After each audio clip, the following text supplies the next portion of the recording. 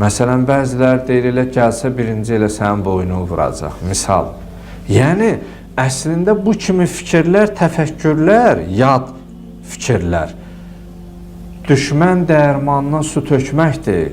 İmam Zaman əleyhissalamı mənfi obrazda, təfəkkürlərdə fundamental, köklü, özlü olaraq yerləşdirib, onu bir qorxunc, heybətli bir insan kimi təqdim etməkdir. Və hardasa qisməndə buna öz, belə deyək də, uğurlarına nail olmuşlar. Hətta qəbul edənlər arasında belə bir fikir formu. Amma biz baxmış olsaq, Əba ibn Rəbi adlı sahabələrdən biri Əmirül Müminin Əli əleyhissalamdan bu hədisi nəql edir ki, İmam Əli əleyhissalam buyurardı ki, Huvəl-ləzi ərsələ rəsuləhu bil-huda və dinil haqq.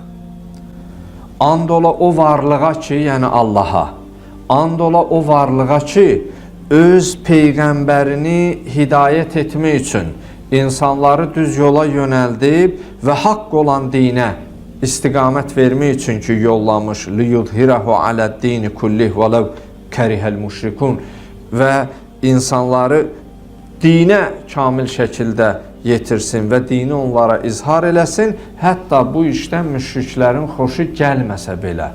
Yəni, müşriklər Peyğəmbərin çıxışlarını, onun fikirlərini dəstəkləməsələr də belə, amma sonucda Uca Rəbbimiz onu öz dininin çağırışçısı, dəvətçisi kimi qərar verdi. Və ardıca buyurur ki, وَالَّذِي نَفْسِ بِيَدِهِ And ola o varlığa ki, mənim canım onun əlindədir. Hətta la yəbqa qəriyyətən elə bir kənd qalmayacaq, elə bir insan yaşadığı yer qalmayacaq ki, İllə nudiyə fihi bi şəhadəti ən la ilahə illallah və ənə Muhammədən Rasulullah bukratan və aşiyyən. Buyurur, elə bir yer, elə bir kənd qalmayacaq ki, şəhadəteyni deməsin. Yəni, aşiyyət, bukratan və aşiyyən, sabah və gecə, axşam və səhər. Yəni, bütün insanlar kəlmə-i şəhadəti deyəcək. Amma bir şey də unutmayaq ki, İmam Zaman əleyhissalam gəlişi ilə bunu edəcək. Amma elə bir hakimiyyət qurmayacaq ki, o elə diktatura rejimi ilə, zülm qabağına keçəni ilə öldürməklə, hədə qorxu ilə yox. Yəni, şuurlarda insanları gözəl bir şəkildə Uca Rəbbimizin dininə onları dəvət edərək. Əgər möcüzəyə qalmış olsaydı, Peyğəmbərdən üstün möcüzəyə sahib olan yoxdur ki. Bütün dünyanı, şərq, qərb, bütün varlıq aləmini Peyğəmbərimiz elə möcüzə ilə Allahın dininə təslim etdirə bilərdi də. Amma bu zor gücünə, psixoloji şiddət baskı nəticəsində olan bir şey deyil. İnsan faali muxtardır. İnsan bir məsələnin mahiyyətini, onun həqiqətini dərk edərək, qəbul edərək ora gəlməlidir. Yəni, bizim mələkdən fərqimiz nədir?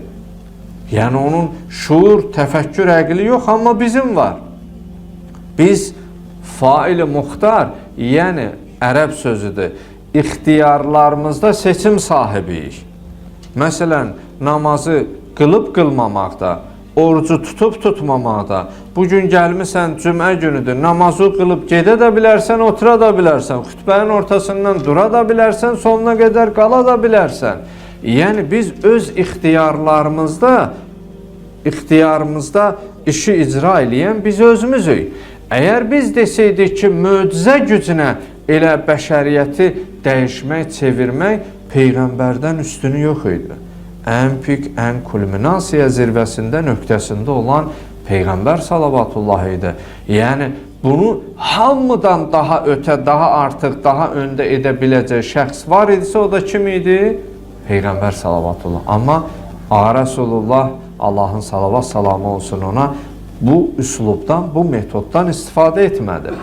Əgər desək zora gücə, ta İmam Əli əleyhissalam Heydər Kərrar, Əsadullahul Qalib, Allahın məğlub edilməz şiri, aslanı ləqəbi ilə haqqında la fəta illa Əli, la seyfə illa Zülfiqar, nə Əli əleyhissalamın qabağına çıxacaq bir cömərd, bir özündən deyən, şücaətli, igid, pəhləvan, qəhrəman yox idi.